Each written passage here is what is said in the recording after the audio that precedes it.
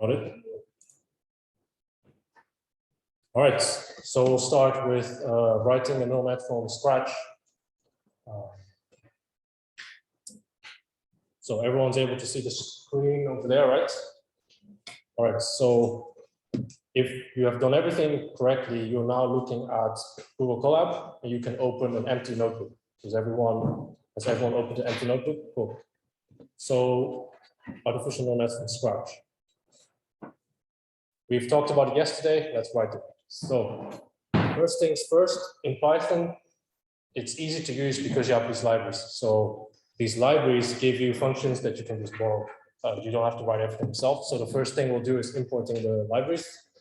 So the first line you're going to write is import NumPy as NP. So NumPy is a library that does maths for you. And it does everything with matrices. And essentially, if you ever use MATLAB, NumPy is the proper version. Sorry. I have nothing against MATLAB, but I prefer NumPy. So after NumPy, we import matplotlib.pyplot as PLT. So this library is there to plot things for you. You can plot graphs. Then the last one, just let me know if you can keep up with the typing or, because I can imagine if I could just read this out, but typing takes longer. The last sentence, yeah, I could just copy it from the screen. I mean, sklearn.datasets, and then we'll import a data set that was about cancer. Maybe it's in this. Yes. Oh, okay, yeah, this is way better. All right. But is it possible to do multiple slides? Yeah, okay.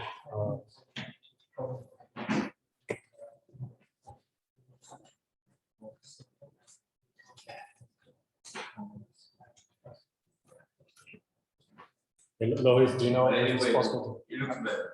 It's really bright, but is it possible to dim the lights? That would also make it more exciting. Yeah, that would feel more like a hot thing. Oh, cool.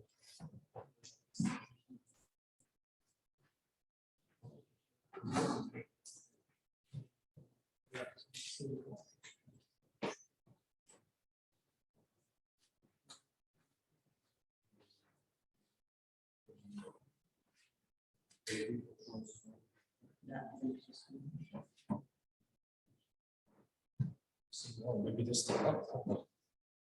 Yeah.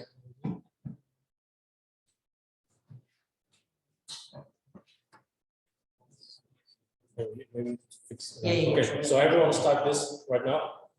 Cool. Now we've imported all the libraries. So this next bit of text, you don't have to read through it. Basically, what we need to do for people who have done data analysis before, you'll know what I'm talking about. But basically, you get this data, and it's not always in a nice mood. Nice, thank you, Lois.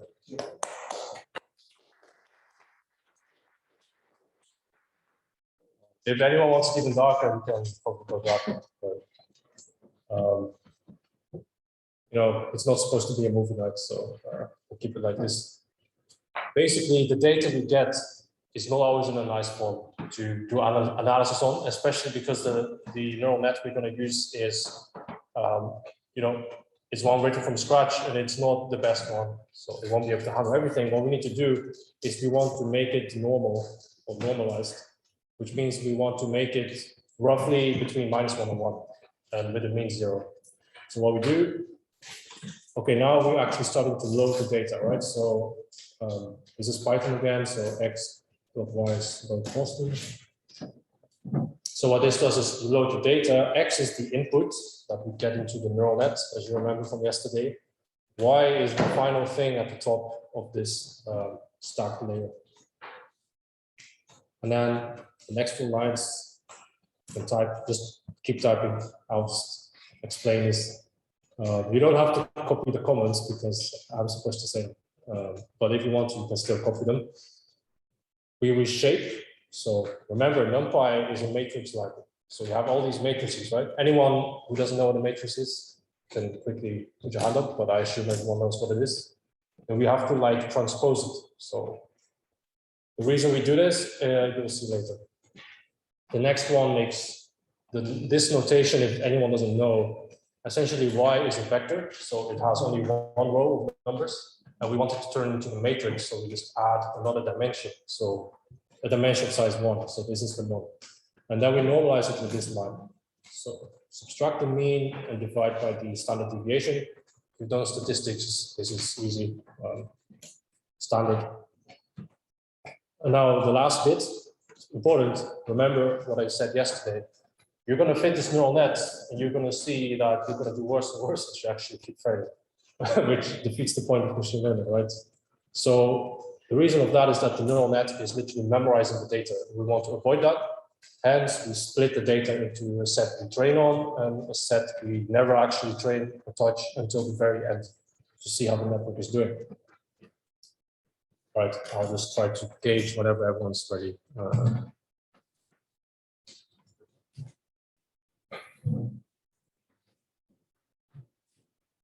Okay, sounds like it's quieting down.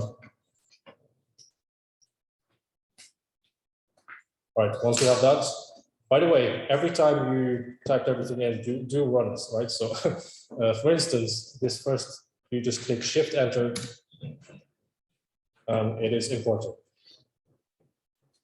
And if you see any errors, you should shout or something, because then if this doesn't run, you're not in a position. So just run this, run this.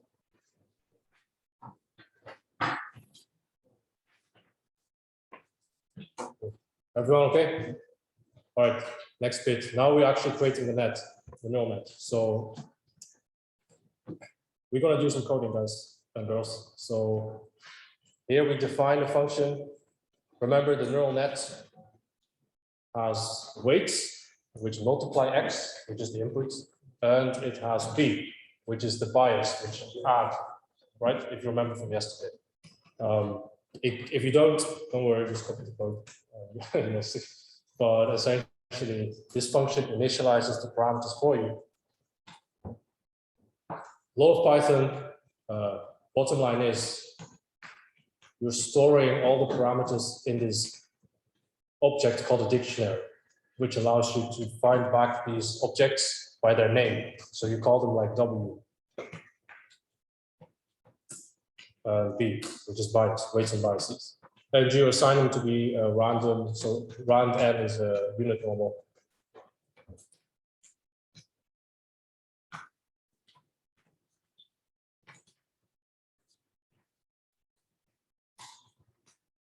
Right, I have to run this as well. 0 seconds to run, because I didn't run anything, it's just defining the function.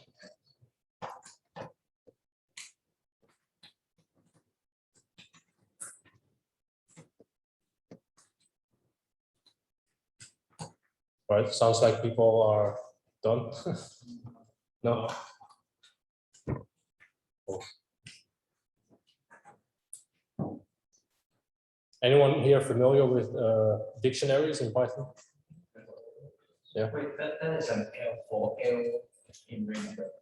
Where are you pointing? The range. What's for L in range. Yeah. Okay. It's an L. It's an L, yeah. So straight L and base L. Yeah. So a number is green. So is there a reason why you use L as a IO? Just yeah, I'm sorry. I mean, the L looks like a 1. Yeah. The reason we use L is because it's called layer. L. Layer. So L essentially goes through every layer. And the nice thing about this is you can define as many layers as you want. If you remember, this is what we call deep neural net. So if you actually use a single layer, we're not doing any deep learning. We're actually just doing a sort of linear regression with some non-linear stuff in it. All right, we good to move?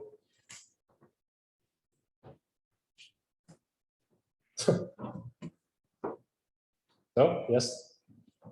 Cool. All right, make sure to run it to see if anything bad is happening. All right, the next part, remember, we have the neuron, now we need to pass it through an activation function.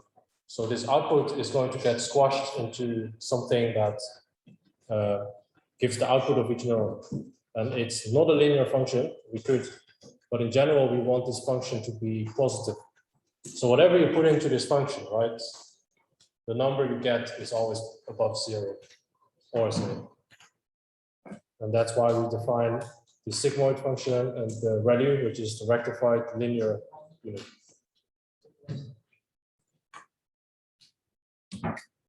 On this, and notice the second argument deriv, right? You can guess what deriv means, right? Derivative. If something doesn't work.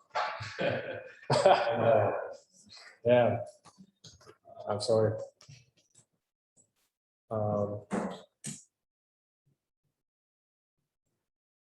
You'll be fine, I guess. So derivative, right?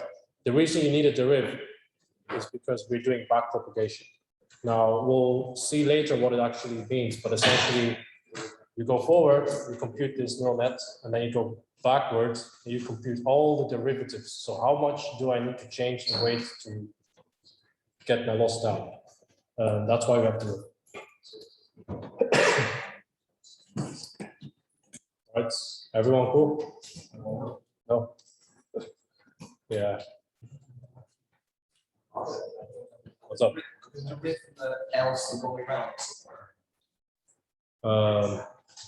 So what are you suggesting? So the sigmoids. So the else is the derivative of the sigmoid, but the if derivative is just sigmoid itself, but the wrong way around. Let's see. So yeah, if the derivative is true, you get the sigmoid itself. Yeah, that's true.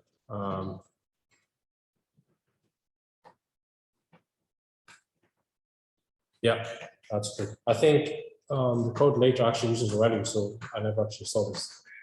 Thanks. Awesome. What's your name? Arthur. Oh, Yeah. okay, yeah, you're the cool. Thanks, Arthur. I may I'll just modify this.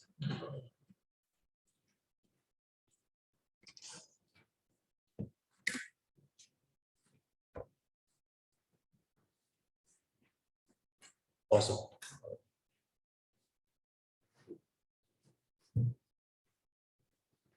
All right, sounds like everyone's cool, except for you who asked the machine program. But, it's okay.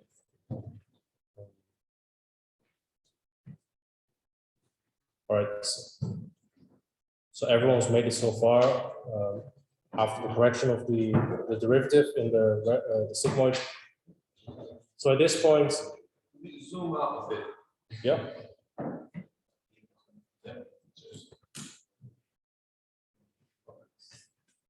Yeah. At this point, you know, this part of the code, we have essentially defined almost everything we need.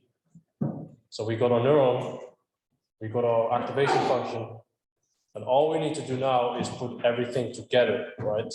So remember, we want to pass everything through a neuron, and then each layer feeds the output into the next layer, and we repeat this in a for loop until we get to the end, and then we have our deep neural nets. So this is called the forward propagation. So it's the forward mode. We call it forward because we have a backward mode that we'll see later, which computes your gradient. So there you go. And the equation we actually implementing is very simple. So as we said yesterday, you take your input, which is here denoted by A, which could be the input of the previous layer, you multiply it by W, you add the bias, and you get your intermediate output, and you've got to squash this through this function, which we take the value, which was correct.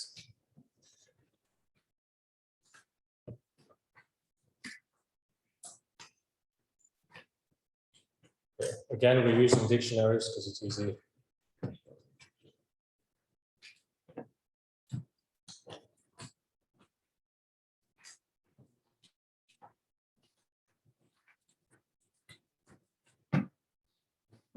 How many people gave up on the coding? Yeah, you can admit. I mean, yeah, fair.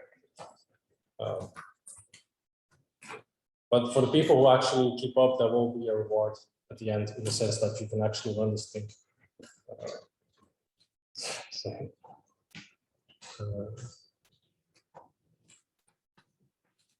Right, does the story make sense so far? Yeah, just like passing everything through.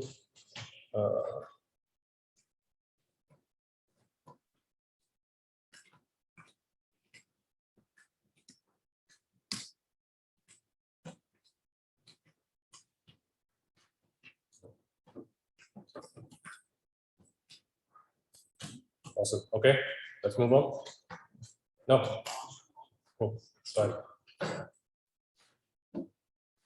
Maybe I should just type along and see, how long this actually takes.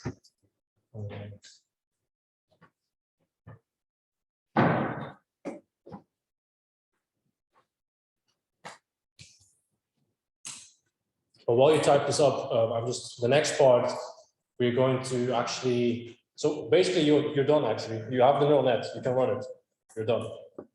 Problem is, you don't know what the weights are going to be, right? You don't know what bias you need to take to solve the problem of the data set. So what we do now is we want to define a loss function such that when the loss function is very low, you're doing very well on the data set. That's the whole gist of machine learning, if you remember. So the art of machine learning, in particular deep learning, is to get the proper loss function, right? If you pick a bad loss function, you're not going to get a good result. You need to pick a loss function such that the minimum is really like a good solution. And the way we do that is we define essentially the squared error between the targets that are given in the data set. So Y is the data set here, and AL is the final output of your neural net.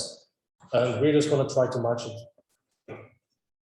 In particular, we're just taking the square because it doesn't matter if you're positive or negative, you're still going to penalize it. And eventually you want this to be 0. Cool. How far people? Good to go?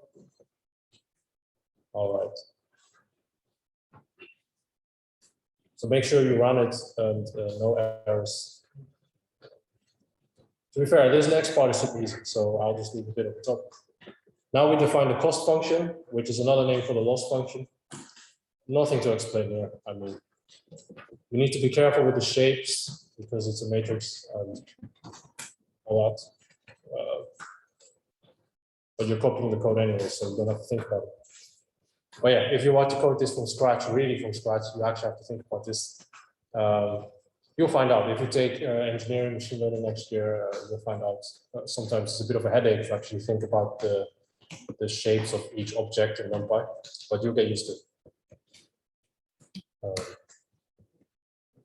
Sorry, I just run it. Sounds like we're done. So loss function there. Okay, we've reached the end of the chapter. The next chapter is back propagation. So this is what it's all about. If you want to take anything from this, this is probably the most important part.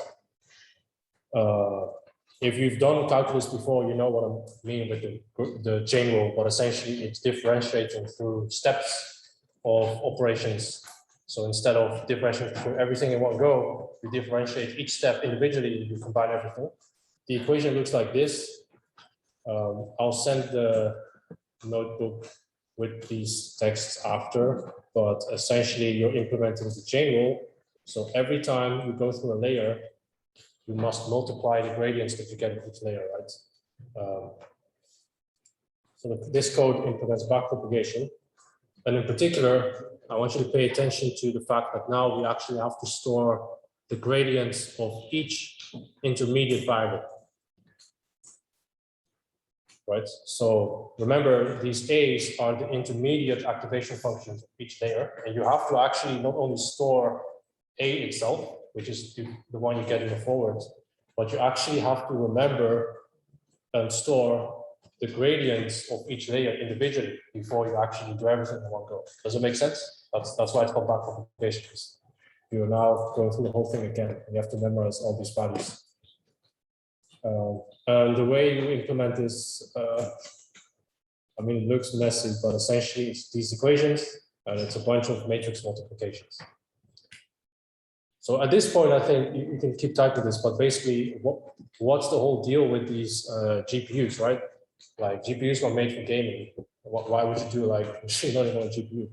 You might want to play like Counter-Strike or something instead of doing deep learning.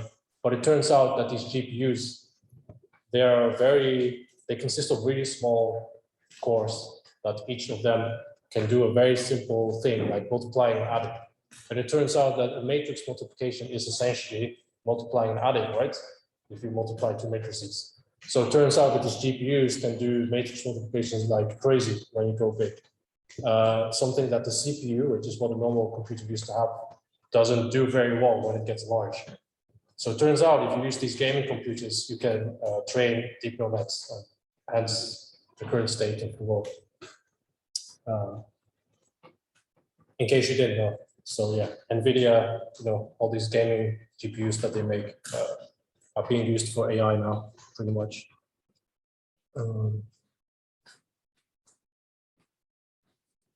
So have people reached the for loop already? Or? Yep, cool. You see, most of this is just dictionaries, yeah. So Python dictionaries.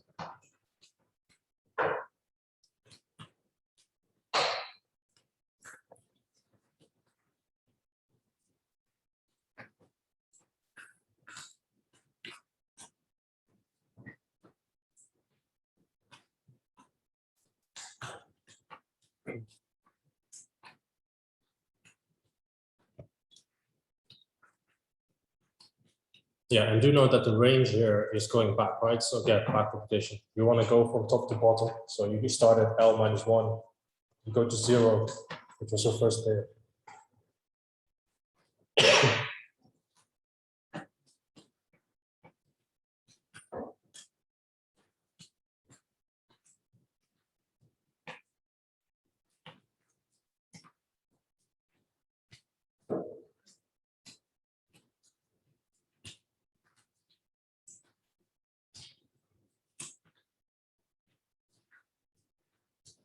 Cool. How many people survived so far?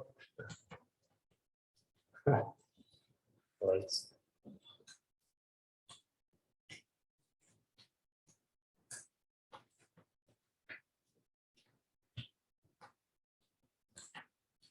So out of interest, which languages do people use? Like which computer languages? Do people mainly use Python here, or do you use like C or anything? JavaScript? Oh, huh? C++ hardcore, okay. Anything else? No.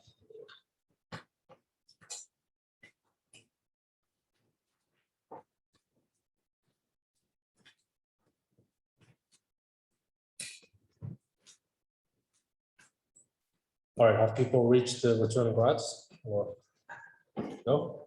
Far away? Okay. Is it visible enough for the people in the back? All right. I'll just check what the next section is, but the code will remain on the screen. All right, so I can start explaining the next section.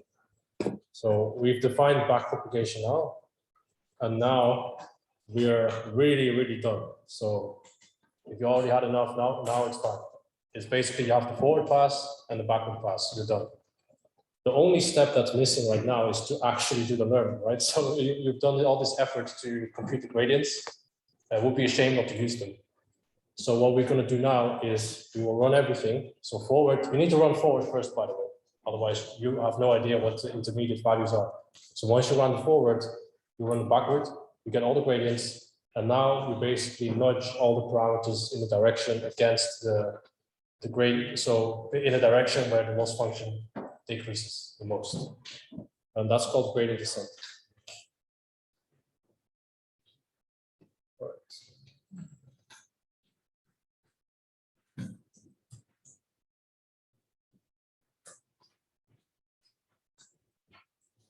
And in particular, you need to define alpha, which is the learning rate. So the learning rate controls how big your steps are. All right, people have reached the for loop, I assume. So I'll just keep it at the for loop. And then the next part you can begin is basically, this is the main thing. So train model, you put in the data, the number of epochs, which is the number of times you want to cycle through the data itself, the number of layers you want in each, and also the number of neurons you want in each layer. So at this point, you can start designing your neural nets. And then the learning rate, which is how big are my steps going down. Yeah, that's it basically, the trainer model. Have people completed the return grads on top? Okay.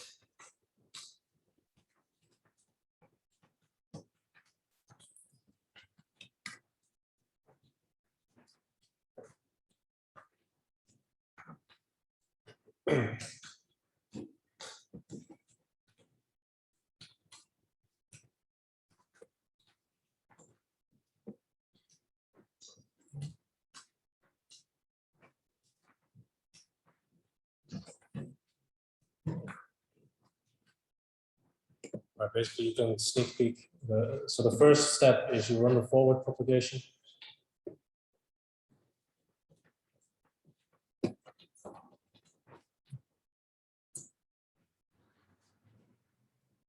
And once you run the forward propagation, remember, you need to store all these intermediate values. So you call this train AL, which is the cache or the storage of these intermediate values.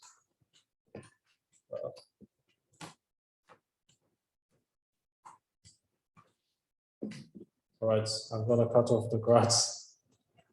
Is that okay? Yeah. All right, that's it, bye-bye. Grads are gone. So now it's train model.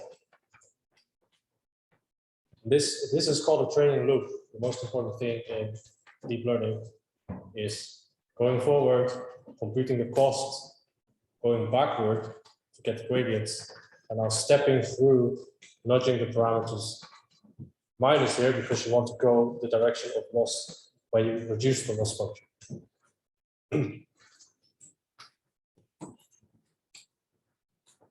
And this last bit is what I talked about with overfitting. So you train this model, and you periodically, basically, you want to see how the network is doing. So what you do is you output the current cost function or the current loss function. And you still do this on the training set. So not on the validation set, not on the other data that you've never seen.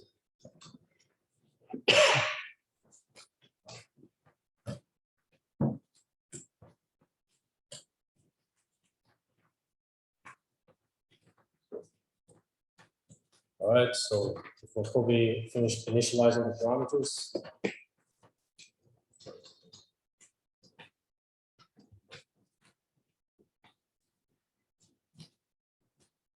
Basically almost there. So we're 40 minutes in, and we've almost finished writing a neural net from scratch, which arguably is the hardest thing out of everything. Once you use PyTorch, you know, you need to get used to it, but once you use it, it does everything. All of this, it does it automatically.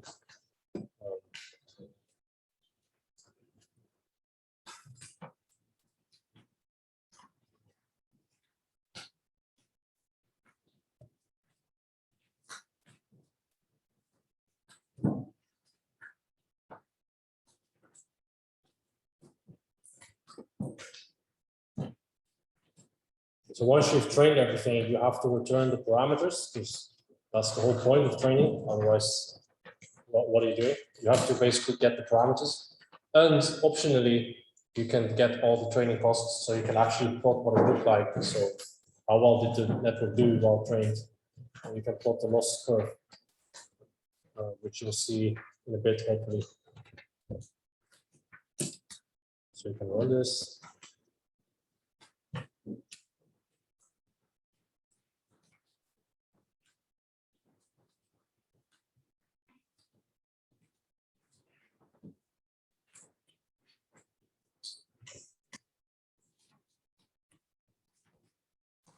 Have people reached the grads is back propagation?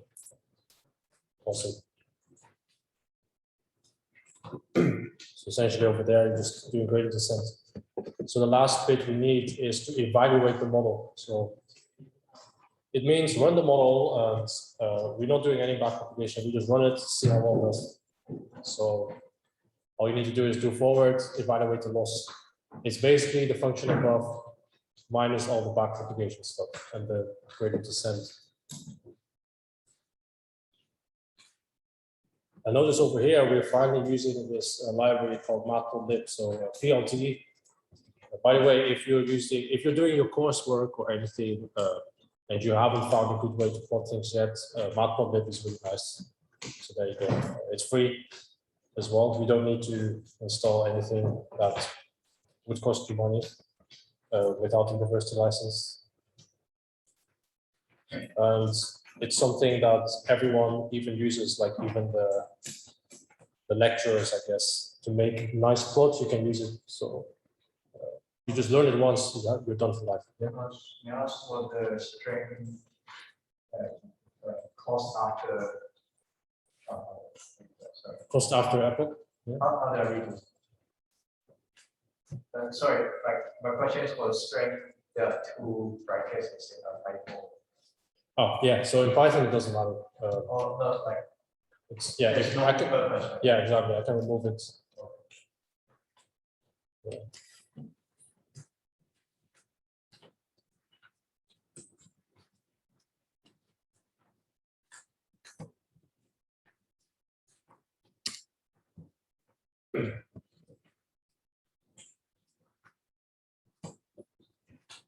Yeah, basically training complete. And now basically, as I said, evaluate model is basically half of the function above. That's basically it. So close to the end. Let's keep going. I assumed everyone finished the training.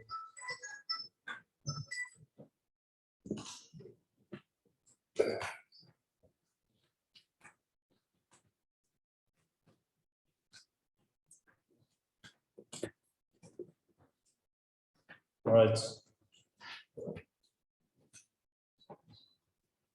I mean, this is literally just printing the training loss and test loss. That's it.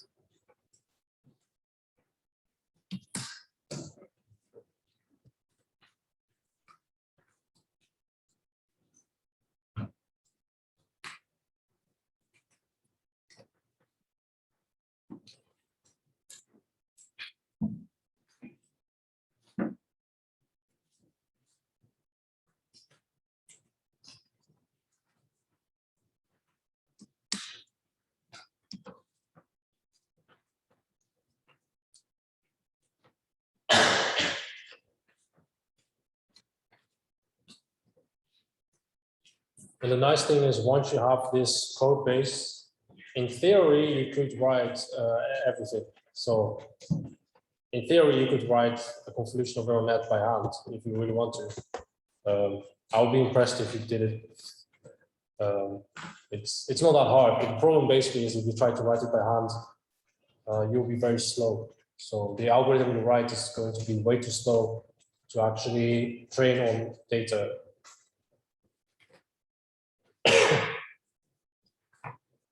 So yeah, the people behind PyTorch have optimized this very much, and you can basically run it orders of magnitudes faster than if you want to write it in Python. Yeah.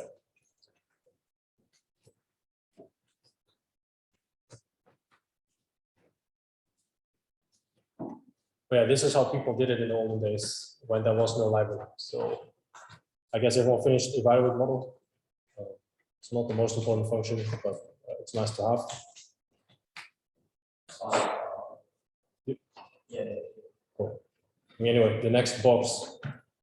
So now we finally start training. So we define the number of epochs, 1,500. That's a lot, right? We're going to go through data like 1,000 times. But we'll just train it 10 times. It's not going to do that. But, and then layer units. So layer 0 is the input layer. So obviously we just have one and the data here.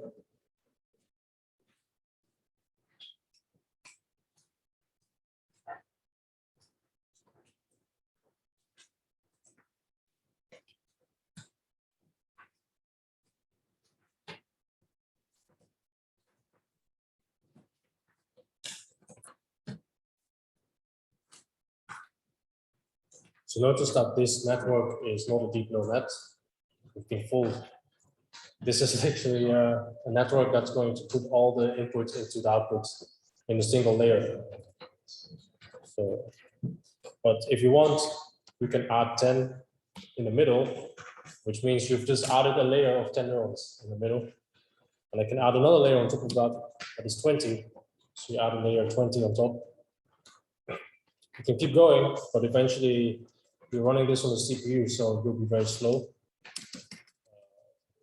In theory, you can add anything you want. And the learning rate is this number that's usually used. Usually people use 1 e to the power of minus 2 to 1 e to the power of minus 5. That's the range people usually use in almost everything. Okay. So once you've written this, the big moment is going to crash or not, I don't know. Oh, it's pretty fast. Okay, so I can actually bump this up to 1,000.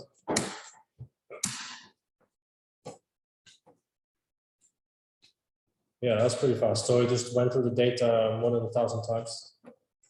It trained complete. Yep. Yeah. And also this block.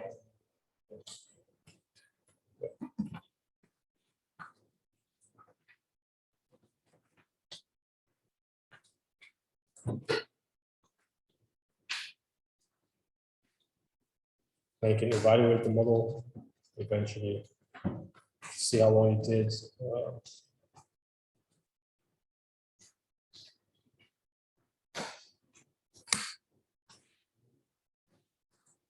Everything.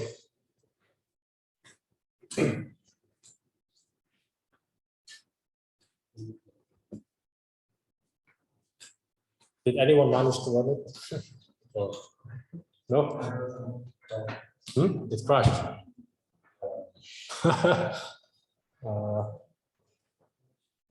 So no survivors.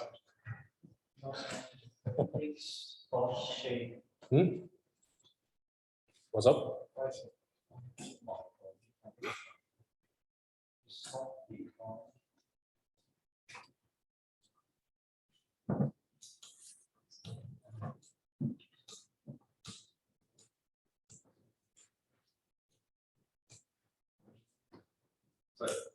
How to run the work?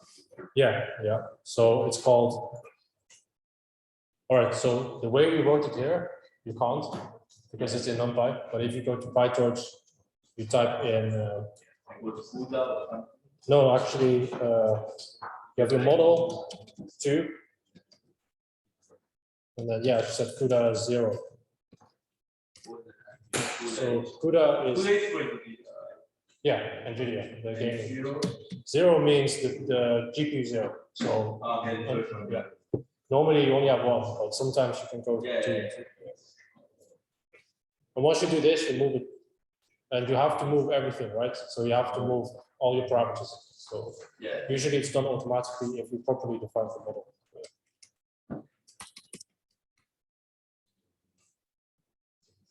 Okay, so no one managed to run it, basically. Okay.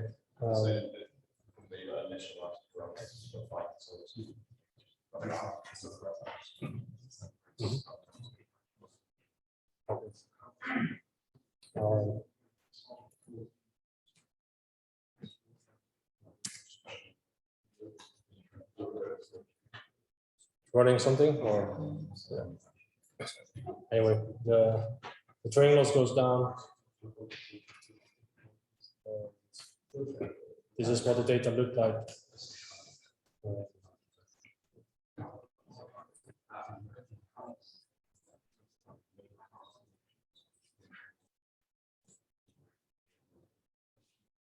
So many errors. All right, maybe for next time we should get it like guided notebook. Like instead of having people to copy everything, like a guided notebook, like send a like incomplete notebook and then have people fill it in or something. Yeah. Yeah. Did you just go through it course? Hmm? What does it have? What is the course? Like, why do you want to two and not like 5? Which one are you talking? Like on the y-axis. Yeah, course. Yeah, what's up with it? And why 200? Oh, we didn't train enough. I mean, so we go 5,000 steps. When you come there. You keep going down. The cost is the squared error, so you never reach 0 because this data set is a real data set, and it's very hard. But yeah. Eventually, if you do a lot of steps, you overfit. Yeah, so I'm doing a lot of steps now. Yeah, there you go. Oh, it almost reaches 0, so it does really well now.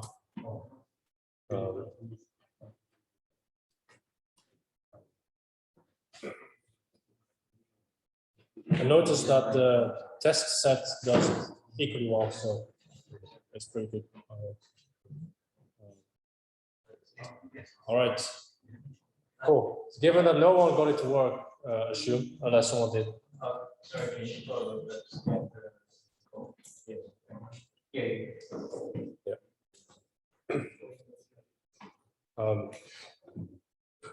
I hope you still got value out of it, given that it took longer than expected. Copying code is this takes time. We've written the neural net from scratch now. And I don't know, we have like 5 minutes left. I can show you the convolutional neural nets. I'll send it to you, but you can at least see it if you want. So, everyone good with the I assume so. Okay, the people in front will be debugging.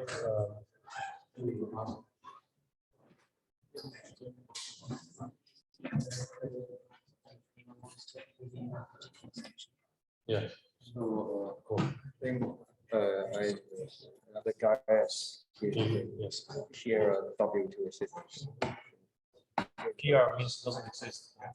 So it's in the forward propagation. yeah. So if you go to forward. So L technical parameters. I think so. So L should be fine. I think it may be the way you want it. So how, what did you find here?